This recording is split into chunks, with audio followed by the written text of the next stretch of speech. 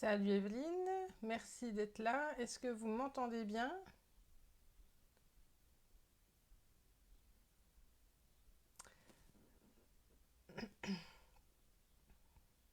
Donc nous sommes dimanche 9 mai.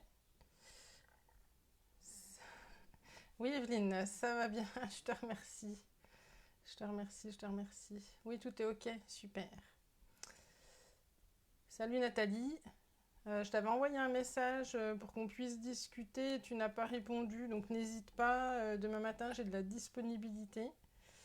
Donc on pourra échanger si toi tu as le temps. Sinon, mardi, je crois, cette semaine, je dois avoir du temps aussi. Donc nous ici il a fait beau aujourd'hui, donc on a pu profiter des extérieurs, d'où mes cheveux un petit peu en pétard. Mais bon. Salut Edith, donc j'ai répondu à ta question, j'ai vu que tu avais vu ma réponse. Donc c'est super. Si tu as d'autres questions sur le mental, n'hésite pas. D'ailleurs, de toute façon, je vous partagerai un petit peu ce qui s'est passé pour moi après le live d'hier. Les cheveux dans le vent, oui. J'ai fait du vélo, du foot, donc du coup, oui, on a bien profité de l'extérieur, donc du coup, j'ai les cheveux dans le vent.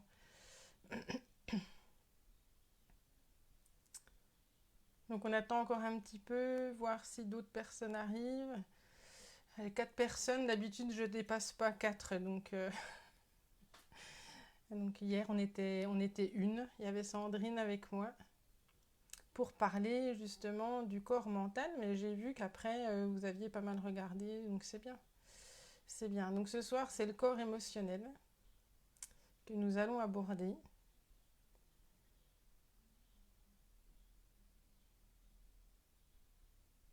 Donc si vous voulez échanger un petit peu, faut voir grand.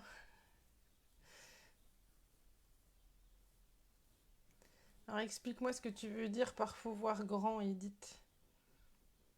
Parce que moi, quand tu me dis ça, ça me fait penser à ce que je suis en train de faire. Mais toi, je sais pas à quoi tu penses.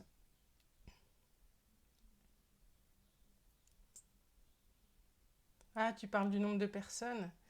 Oui, mais alors, tu vois, comme je suis en train de créer tout ça, je me rends compte que ça prend du temps. Et je pense qu'on... Oui, plus que 4, ok. Bah là, on est 5. Alors, je sais pas qui est le ou la cinquième.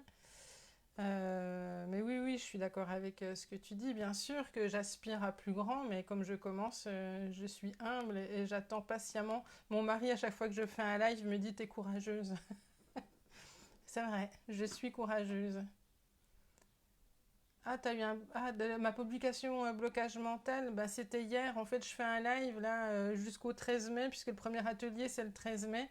Mon idée c'était de vous donner suffisamment de contenu pour que vous compreniez de quel blocage je parle, qu'on pourrait aborder justement lors de l'atelier du 13 mai pour vraiment vous débloquer. L'objectif du 13 mai c'est de vous débloquer.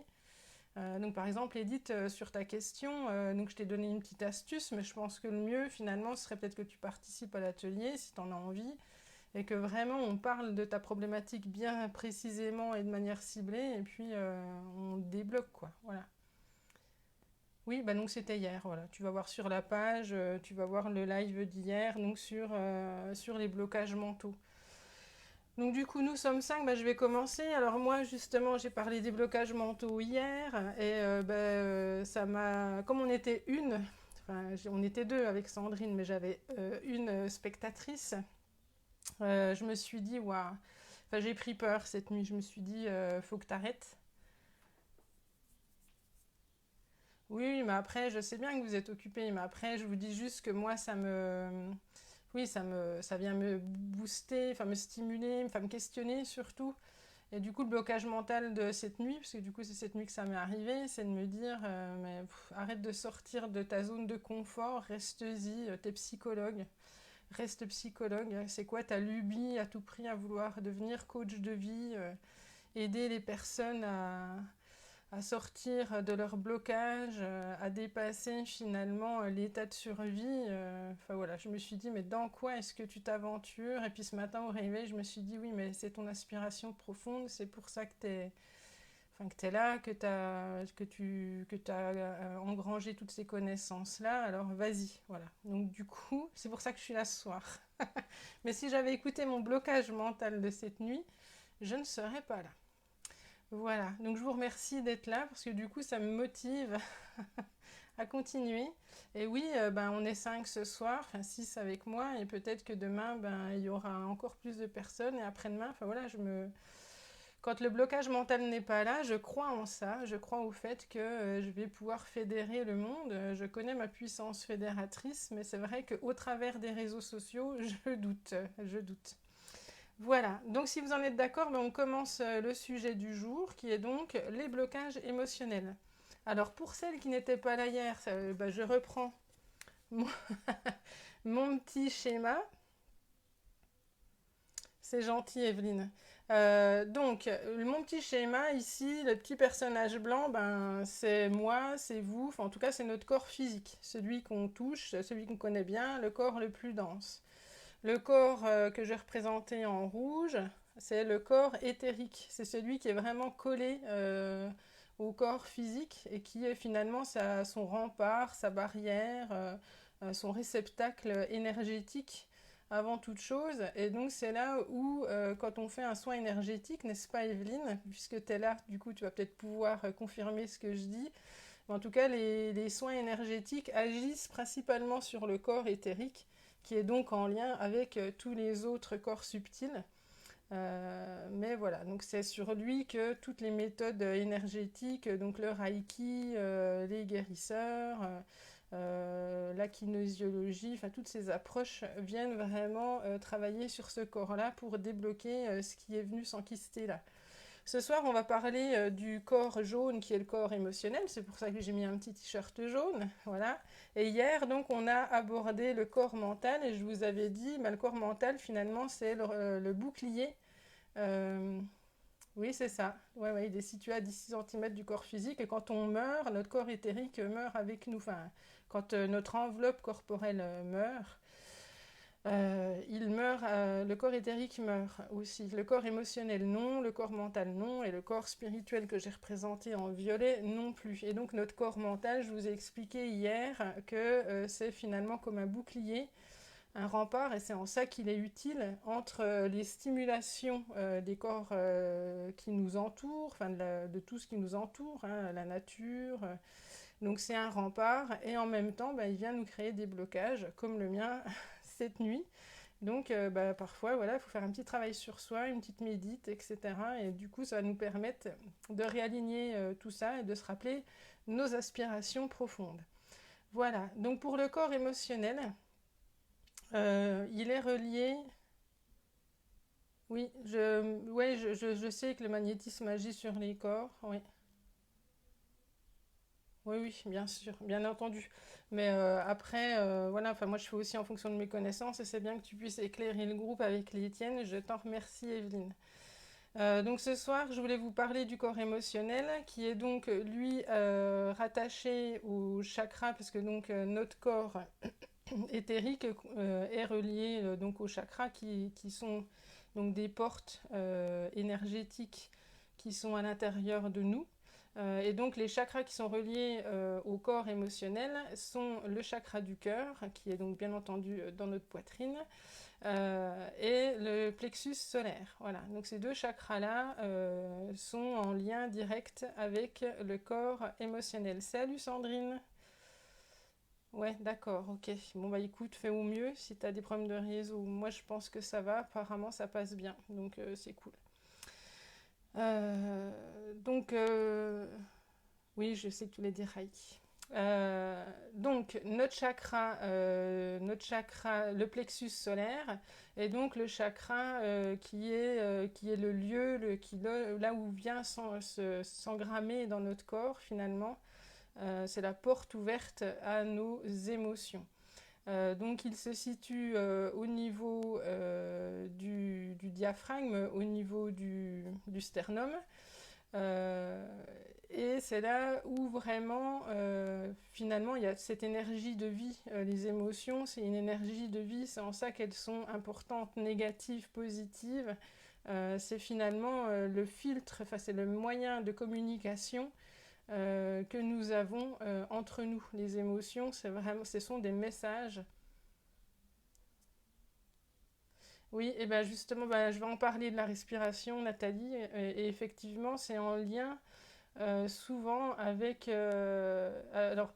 avec le chakra, le plexus solaire, effectivement, parce que il est relié à énormément d'organes, le plexus solaire, beaucoup d'organes digestifs, et parce que ben voilà, il faut les digérer ces émotions, et aussi les poumons. Voilà, tout le système respiratoire est en lien. Salut Adeline, est en lien avec le plexus solaire. Et donc, quand il y a trop d'émotions ou qu'il y en a une qui se bloque, eh bien, effectivement, je vais reposer mon petit truc. Effectivement, ça va engendrer des problèmes de respiration. Donc, je reprends mes petites notes parce que j'avais quand même écrit deux, trois petites notes pour vous parler ce soir parce que je voulais vraiment être précise parce que bon, quand on sait beaucoup de choses, après, ça se confond un petit peu aussi. Donc le plexus solaire, c'est le dernier chakra d'enracinement. Donc c'est ça qui fait que finalement il est la liaison, il rayonne aussi notre identité profonde, notre essence. Et donc il est vraiment essentiel qu'il soit ouvert et à l'équilibre dans notre vie. Et le chakra du cœur, puisque le corps émotionnel est aussi relié au chakra du cœur, est le pivot central de tous les chakras. Donc quand le chakra du cœur n'est pas en harmonie, ça déséquilibre vraiment tout notre alignement énergétique. Donc c'est important que le chakra du cœur soit le plus possible à l'équilibre. Et donc c'est ce qui est bien souvent compliqué parce que ben, le chakra du cœur, c'est l'amour inconditionnel, la joie pure. Et la vie fait quand même qu'aujourd'hui, le mental prenant beaucoup le dessus, on a du mal avec toute cette part finalement en nous. Pour le chakra du cœur, pour les femmes, c'est aussi finalement la réceptivité, la bienveillance, enfin tout ce qui est vraiment connecté à notre féminin sacré. Et c'est pas la société d'aujourd'hui qui nous aide beaucoup à développer ces aptitudes, parce qu'on est beaucoup dans le yang, dans la société, beaucoup dans le mental, et c'est en ça que c'est difficile de développer ce côté yin du chakra du cœur, des émotions. Et les blocages émotionnels sont nombreux aujourd'hui. Enfin, aujourd'hui, oui, parce que, ben, enfin, pas aujourd'hui par rapport à la pandémie, hein, enfin, bien sûr que ça n'a pas arrangé, mais déjà avant, c'était compliqué. Donc le corps émotionnel, il traduit ce que le monde extérieur éveille en nous, finalement, comme émotion. Il est la palette émotionnelle de mon monde intérieur et aussi de ma manière de recevoir les informations du monde extérieur. Donc c'est un siège de communication avec soi et avec l'autre, le corps émotionnel. Et il est lié, comme je vous le disais, à de nombreux organes et à la respiration. Et donc c'est pour ça, Nathalie, que régulièrement, tu as probablement des problématiques donc respiratoires. Parce que réprimer ces émotions, ça va créer un millefeuille émotionnel qui va se cristalliser par la suite dans les cellules de ton corps physique. Et au moment des décharges émotionnelles, ça nous arrive tous, hein, les crises de colère, les crises de larmes, les crises d'angoisse pour certains ou certaines, va venir vraiment blesser notre corps physique de manière ciblée et pointue, et notamment sur les organes comme le foie, la vésicule biliaire, l'estomac, la rate, le pancréas. Donc voilà, notre corps émotionnel va vraiment engendrer si on ne veille pas à son équilibre et à son harmonie, à plein de difficultés sur le plan physique. Alors, il faut savoir quand même que le corps physique, c'est le dernier corps qui va être impacté par un déséquilibre. Hein. Donc si j'ai un déséquilibre qui vient sur le plan spirituel, il va aussi arriver dans le corps mental, donc les croyances, etc., va le grossir et du coup va venir impacter le corps émotionnel. Le corps éthérique, ben, à un moment donné, il fait ce qu'il peut, mais il ne peut pas tout barrer comme impact, et donc il va à certains moments venir impacter effectivement le corps physique.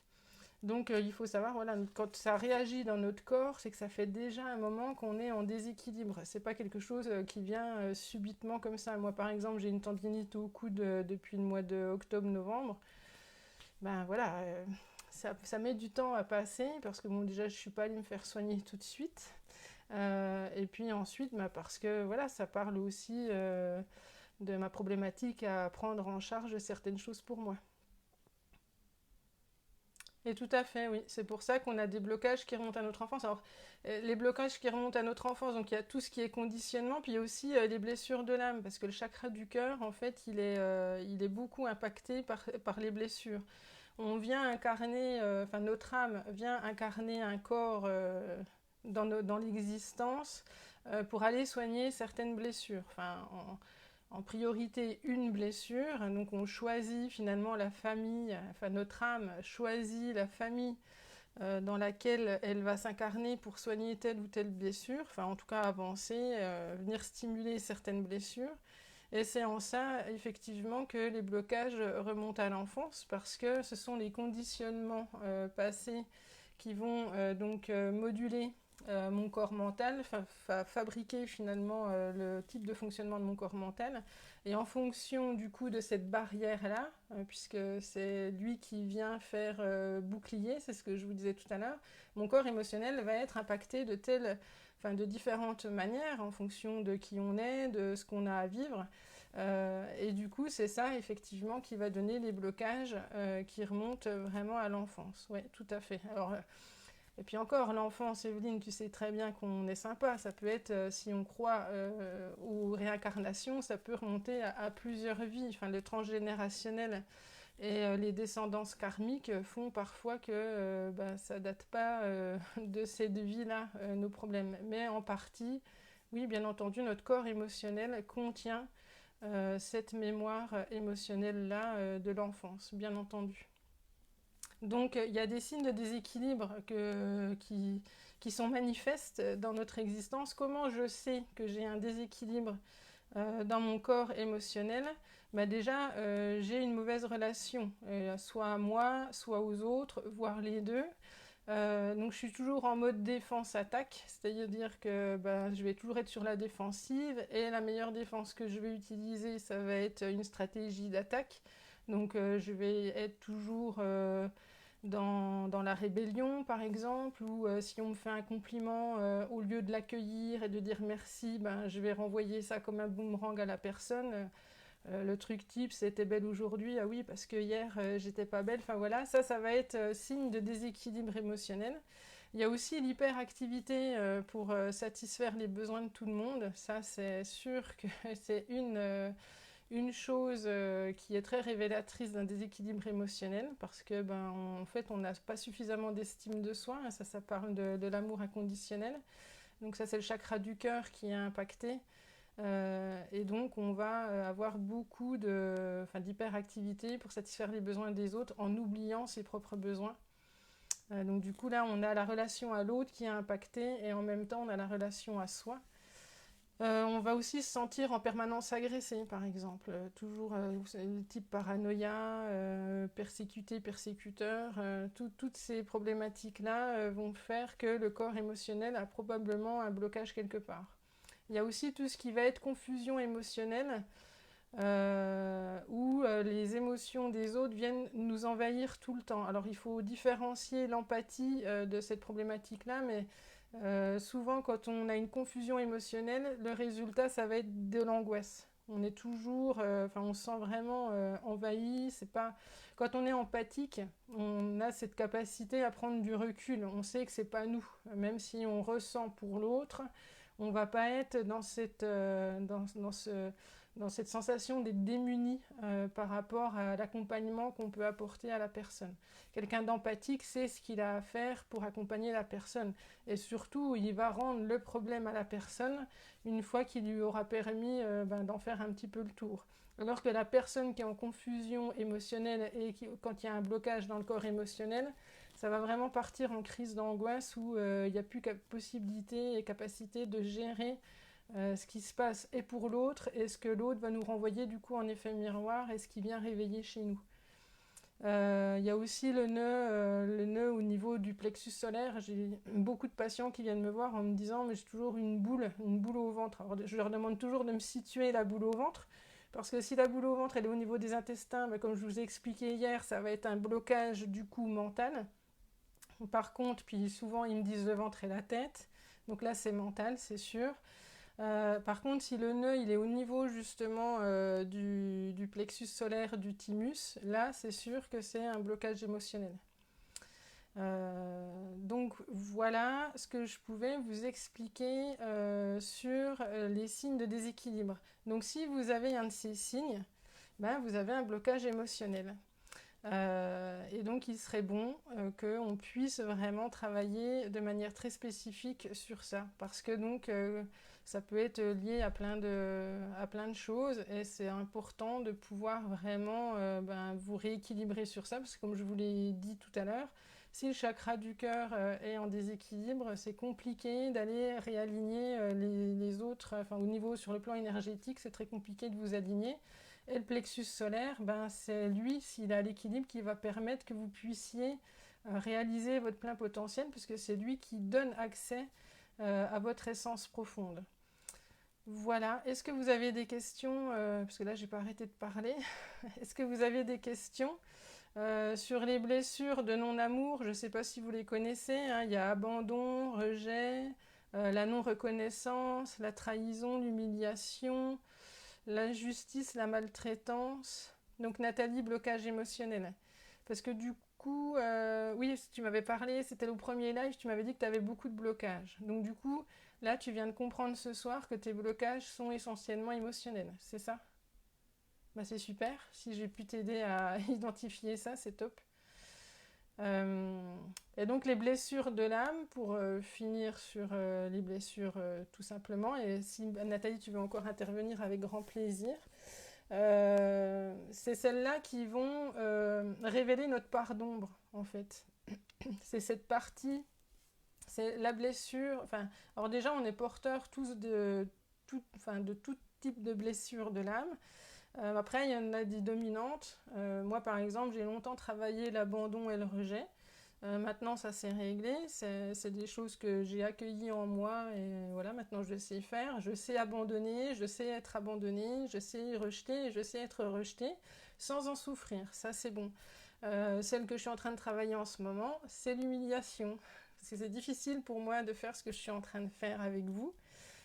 Et donc, ça me permet vraiment de travailler pas mal ma blessure d'humiliation. Et elle est aussi en lien avec mes problématiques alimentaires, ma blessure d'humiliation. Donc voilà, donc c'est important que je puisse la travailler. Et donc ces parts d'ombre, elles se créent au fur et à mesure de notre vie, dans les conditionnements, justement le refoulement, le jugement, qui est lié donc, du coup à l'activité du corps mental, et donc lié à l'éducation qu'on a reçue. Est-ce qu'une douleur dans le dos... attends, comment je vais faire ça? Est-ce qu'une douleur dans le dos au niveau du chakra du cœur représente un blocage émotionnel? Probablement oui, parce que le chakra, c'est une ouverture devant, derrière, enfin, c'est une ouverture, puis alignée aussi forcément, enfin je sais pas. Ça reçoit en fait des informations de toutes parts dans ton corps. Donc oui, bien entendu que le dos, ça parle aussi du chakra, c'est pas que devant. Donc oui, si tu as un point dans ton dos au niveau du chakra du cœur, ça parle aussi de lui. Et du coup, ça peut être par exemple, enfin, moi ce qui me vient quand tu me dis ça, alors je vous rappelle, je suis quelqu'un d'intuitif, donc quand tu me dis ça, Edith, ce qui me vient, c'est peut-être une blessure de trahison, voilà. Parce que ben, pour être trahi, enfin, on dit se faire poignarder dans le dos, par exemple. Donc réfléchis si t'as pas ressenti une blessure de trahison, soit récemment, soit ou si tu t'es, enfin bon, les blessures, elles s'éveillent en premier dans l'enfance, mais ça on y reviendra. Enfin, sauf si vous venez à l'atelier, j'en discuterai avec grand plaisir. Mais donc voilà, réfléchis à une blessure de trahison. Et il faut bien avoir en tête que dans l'enfance, en fait, les blessures, elles sont subjectives par rapport à l'enfant. Toi, Edith, tu as pu vivre une situation dans l'enfance que tu as vécue comme une trahison. Si moi, je l'avais vécue, ça aurait peut-être pu être de l'abandon, du rejet, enfin j'aurais pu le prendre moi d'une autre manière. Faut vraiment, mais donc c'est toi, essaye de réfléchir, pas forcément dans l'enfance, parce que du coup une blessure qui est apparue dans l'enfance va être, c'est un peu comme un chapelet de perles. Une blessure qui n'est pas traitée, soignée dans l'enfance, en fait, il y a plein d'événements dans ma vie qui vont venir me titiller finalement sur cette blessure. Et donc, très récemment, tu as pu vivre une trahison, X ou Y, et qui du coup est venue effectivement titiller ton corps émotionnel, et c'est venu se loger comme ça au niveau de ton chakra du cœur. Attention et langage, attends Evelyne. Oui, je confirme. Et le dos, c'est lui qui prend toute attention au langage qu'on emploie d'ailleurs. Oui, donc il faut faire attention aux mots. Oui, ben ça c'est sûr. En fait, en PNL, on part du principe que il y a plusieurs. Notre cerveau utilise plusieurs filtres. Et c'est en ça que le langage est important. Il va venir éveiller chez nous des présupposés, des croyances limitantes, enfin énormément de choses. Alors, et moi qui suis par exemple hypersensible, un mot, une virgule va vraiment venir impacter fortement mon bagage émotionnel. Donc oui, Evelyne, t'as raison. Donc là, la trahison te parle, Edith. Ouais, ben voilà. Donc eh bien, il y a des protocoles pour ça et je peux t'accompagner, bien entendu, sans souci, pour dépasser cette blessure de trahison. Et Nathalie, ça remonte avant ta naissance, ouais. Eh bien, bienvenue au club. Moi, c'était ma blessure d'abandon qui remontait à avant ma naissance, ouais. Ben oui. Parce que déjà dans le ventre de notre mère, on reçoit les informations. Et donc en PNL, on a certains exercices qu'on appelle des programmations, hein, PNL, programmation neurolinguistique, qui permet justement de remonter jusque là où on a besoin de remonter. Hein. Parfois, c'est plusieurs vies en amont. Et donc moi j'avais fait un exercice où effectivement c'était tout noir, je me suis flottée, c'était pas si mal, mais j'entendais déjà mes parents se disputer, c'était avec beaucoup de tension, ouais c'était pas, voilà c'était pas trop cool. Donc oui si ça remonte à avant ta naissance c'est pareil, on peut faire un travail Nathalie, sans souci. Moi je saurais t'accompagner, après c'est sûr que ça remue, mais après on va mieux, voilà, c'est sûr. Euh, Ok, je remonte un petit peu vos commentaires. Voilà. Est-ce que vous avez d'autres questions? Moi, je regarde si je vous ai tout dit. Ah oui, ce que je voulais vous dire, c'est que donc, la part d'ombre dont je vous parlais par rapport aux blessures, donc c'est lié donc, au refoulement, au jugement qui, eux, sont liés à notre bouclier, le corps mental. Et du coup, ça va nous apporter un manque de lumière, un manque d'amour. Et c'est important, même parfois urgent, d'aller accueillir cette part d'ombre euh, parce qu'elle fait partie de nous en fait.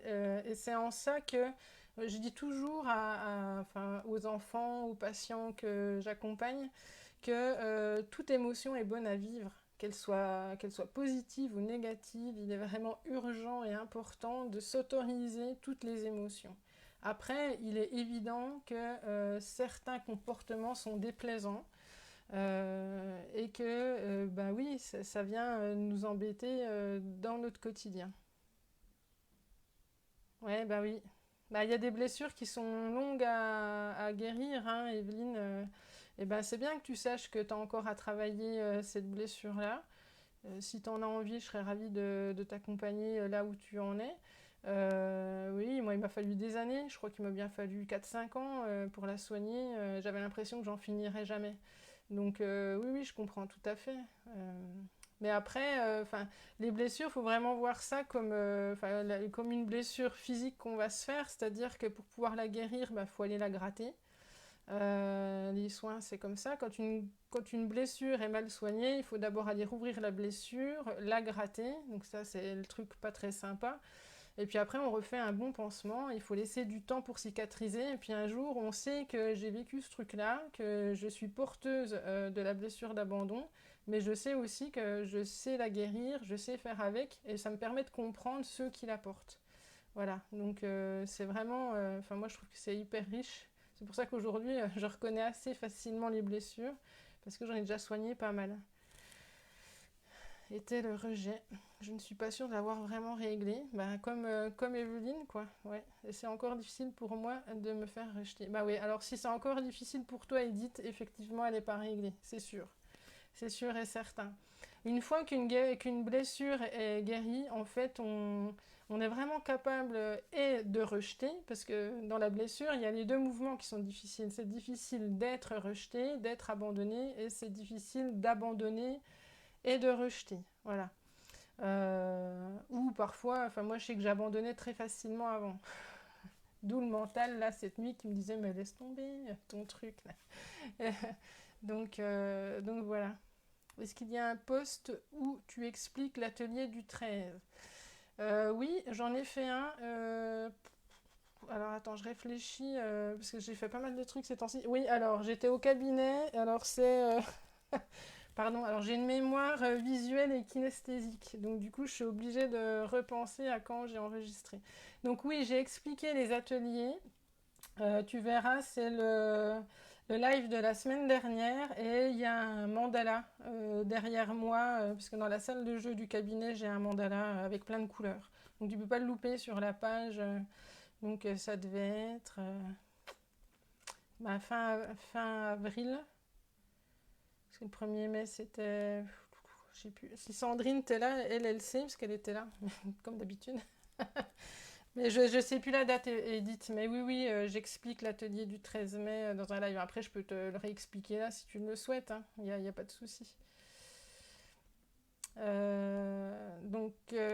Est-ce que... Oui, du coup, je ne sais plus ce que j'expliquais. Parce que... Bon, alors, donc, pour l'atelier du 13, donc, le principe... donc, Edith, toi, tu as vécu aussi le Zoom avec Sandra et JP. Donc, voilà, c'est un atelier Zoom. Où l'idée, c'est que on va expérimenter le fait de parler de nos blocages. Parce qu'une des difficultés, et Nathalie Mille me l'a confirmé il n'y a pas très longtemps, la difficulté principale, c'est de se dévoiler. Et donc, l'idée de cet atelier, c'est vraiment que vous appreniez dans un groupe restreint, bienveillant, à déposer déjà vos problématiques. Bah, c'est normal que tu saches pas quelle blessure. Enfin, sinon, j'aurais pas de travail. Mais oui, oui, mais après, de toute façon, le principal, c'est déjà de savoir qu'il peut y en avoir une qui vienne t'embêter et que ça se guérit. Voilà, Nathalie. Donc, Edith, pour revenir à toi, pardon, je saute du coq à l'âne ce soir. Donc, l'atelier, voilà, l'idée, c'est qu'on se retrouve de 19h à 21h, donc le 13 mai, sur Zoom. Donc l'idée c'est vraiment que vous appreniez à évoquer, à parler déjà de ce qui vous embête, de ce qui vous bloque en ce moment dans votre vie. Et après, il y aura l'étayage du groupe, bien entendu, parce qu'il y a toujours l'effet miroir dans le groupe, c'est-à-dire qu'il y a certaines personnes qui vont se reconnaître dans ce que tu vis, d'autres que ça va peut-être interpeller, mais en même temps ça va les faire grandir en écoutant ton témoignage, d'autres vont se dire « Ah mais ça, moi je l'ai déjà dépassé ».